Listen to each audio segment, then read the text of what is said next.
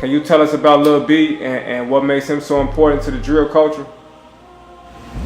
Because Lil Bee was doing the shit that phone and rapping about. Police will come to the barbershop and say like, yeah, if this guy comes over here, we don't want him on this street, you call us immediately type of activity. He got by the police. He had dressed like a homeless person and lay on the street to catch you walking past. That's how committed he was to that, bro. That's a fact. The reason they be how they be, folk, be because like something off about them, folk. Like, they already knew once they was chasing them, they lied and shit. Talking about they seen them brandishing a gun. Ain't nobody finna brandish no gun when I'm running from the 12, folk. Like, what happened was, they knew he had a pipe on him and that gave them an excuse to, they been wanting to get him off the street. So, BD, he a loose cannon, folk. They seen he had that gun on him, boy, he must try to run. His 30 hung out. He got shot 7 times on Rose, right there by the police. Friends say 19-year-old Rasan Shaw had just left them to get something to eat. He was running through the alley with no gun or nothing, because he just left us. Went after him. Camden says Shaw pointed a gun at police. The officer defends himself, shoots the offender. We did recover a .40 caliber Glock with an extended clip. Ayo squad, what's the drill? Back with another video, man. We're taking it back to the streets of Chiraq to a name that still echoes through the hood, Lil Bee, a figure whose name carried weight in Woodlawn and beyond. His story ain't just about the streets, it's about survival, loyalty, and the choices that you make when you feel like the world is against you.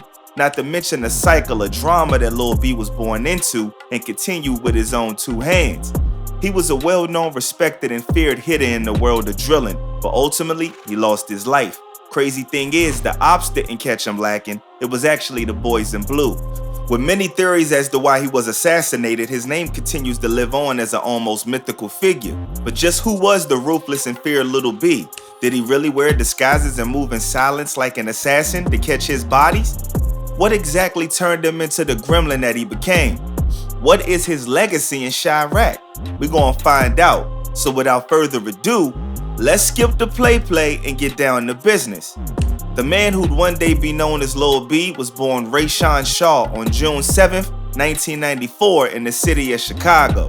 He came up in the 6217 Calumet building around 65th in Maryland, which many drill fans might be familiar with for the onslaught of talent that spawned from his doors. The spot was Lil Bee's home, but it was also a BD stronghold with Parkway Gardens nearby. But because of that, growing up wasn't exactly easy.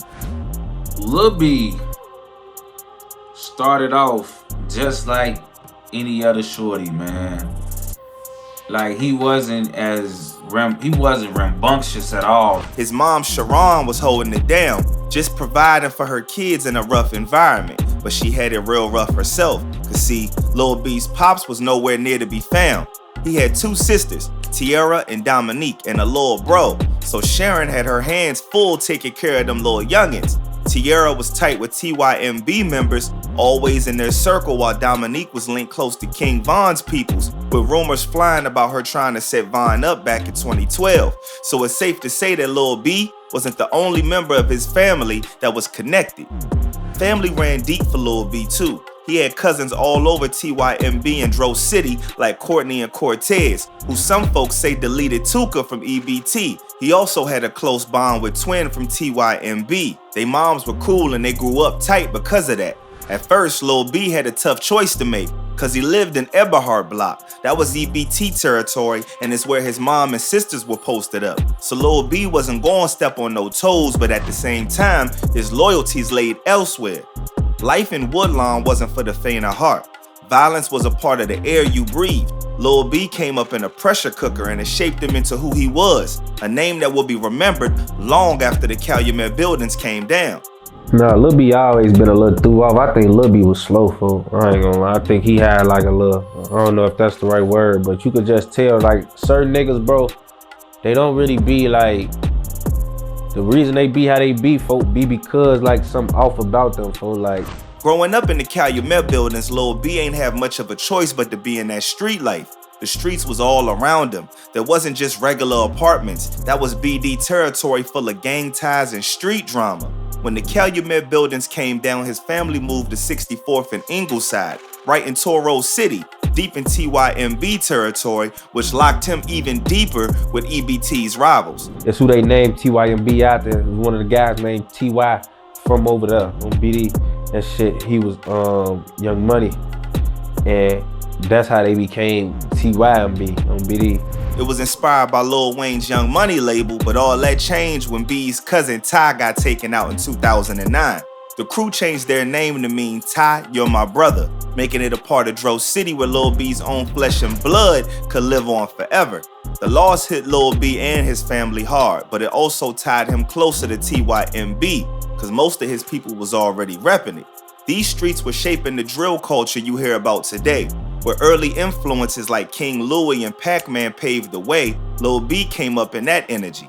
By 2007, Lil B had started making a name for himself, not for music, but for sliding. People in the streets knew what he was about. So, Lil B from STL EBT, that's somebody you did not want to play with. He will leave your ass standing right there. He even shot one of the guys right in our face.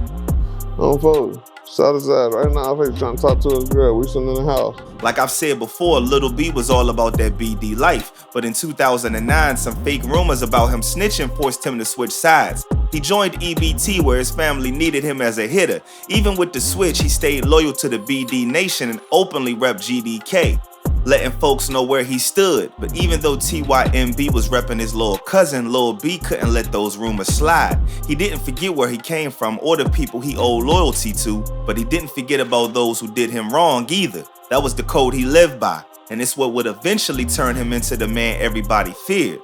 Lil B wasn't just in the streets, he was the streets. Folks knew him as one of the most active hitters in the war with O-Block. And with at least 5 bodies tied to him, police had stacks of cases with his name on them, but Lil B kept a low profile. No social media flexing, no extra attention, just work. Bro, he was a savage, bro. He was a little bit more advanced than a lot of them other guys over there. He was on that, bro. Like the police would come to the barbershop and say, like, yeah, if this guy comes over here, we don't want him on this street, you call us immediately type of activity. He got killed by the police because he wasn't afraid of nothing. He gonna get crazy with you for sure. You see, he wasn't about that talking, he was about action. Whether it was sliding on rivals or handling gang business, Lil B was always 10 toes down. He learned early from TYMB how to move strategically on hits, and by the time he switched to EBT in 09, he was already a problem. Known for hitting blocks like a ghost, folks said he was always out in traffic. It was some shit going on with Lil B in that situation, with that OBD. So when TY died, Lil B just became a straight op. OBD, he started firing at folks, them firing at us. Lil B just started firing. Cause I ain't gonna lie, like he started just walking up on like I ain't gonna lie, Lil B started treating like he never hung with us. Lil B's reputation spread quick. People compared him to names like King Von and Melly, which meant that he was ruthless, calculated, and fearless. He didn't just target enemies, this man made statements. Rumors had him shooting D-Rolls, pulling up on Money Man, and even ambushing folks from trash cans, and even wearing all kinds of disguises. Whether it was shootouts with Gyro City or feuds with TYMB, 600, and O-Block, Lil B made it clear, nobody was safe. He had put a disguise on, bro. A little short dude, he had put a disguise on, bro. He had dressed like a homeless person and lay on the street to catch you f***ing pass. That's how committed he was to that, bro. If there's one reason for why Lil B's name rang out in the streets, it's the bodies he allegedly dropped. Folks say he had at least 5 confirmed assassinations, though the truth probably cuts deeper than that. See, Lil B wasn't reckless. He moved like a real ninja, all silent and calculated, almost like he was a predator in the animal kingdom going after its prey. And you never know for sure whether he dropped the body or somebody else. The point is, there's no telling how many men Lil B took out. Word was Lil B also hit up TYMB's block in retaliation for those rumors about him snitching. And I don't think anybody will put it past him. Then there's the situation with Jizzle, aka Carl Spencer, on September 26, 2011. Witnesses said that Lil B and Tutu caught Jizzle on South King Drive after an argument between their crews. Lil Bee stood over him and popped off multiple times, making sure that nobody got up after he left. By the end of 2011, he was allegedly tied to 4 homies, including Levon Elston's. Levon got deleted in December while sitting in a car with friends. Lil Bee and King Lil J targeted the group allegedly during a stick-up job, and when Levon tried to drive off, Lil Bee ended it with a headshot. Fast forward to 2013, and Lil Bee's last confirmed body was J Money, a respected member of O Block. Witnesses said Lil Bee followed J Money's car to the 6600 block of South Rhodes Avenue, crept around the back of the house and gunned him down while he was loading laundry into his car. J Money's demise left O Block out for blood, but Lil Bee was already a ghost by then, and folks on the streets weren't the only ones that struggled to find him either. Niggas wanted Shorty. Niggas ain't want them people to do their job. Niggas wanted his head, man. You know what I'm saying? Like, nigga wanted Shorty top, man. I ain't gonna even bow. The police knocked him off. For all the lives he took, Lil Bee never saw a courtroom. He was a suspect in cases up and down Chiraq, but each and every time he somehow managed to slip through the cracks. The streets still debate how many bodies he really had, but nobody doubts that Lil Bee left a bloody legacy that Chicago won't forget. Of course, the legacy meant that he had all sorts of enemies gunning for him. It was only a matter of time before somebody got a lucky shot in between B's eyes. But the thing is, it wasn't no TYMB member or any other gangster that got him in the end. Despite what you might think, Lil Bee's demise wasn't about gang beef at all. Even though that story has become a part of his legend, the truth is it was the cops that did him in. It all went down on March 29, 2014 up in Woodlawn, where 5-0 say they caught B trying to move product. When he ran, they concerned him in a gangway and claimed he pulled the Glock with an extended mag. That's when they opened fire, hitting him multiple times and eliminating him instantly.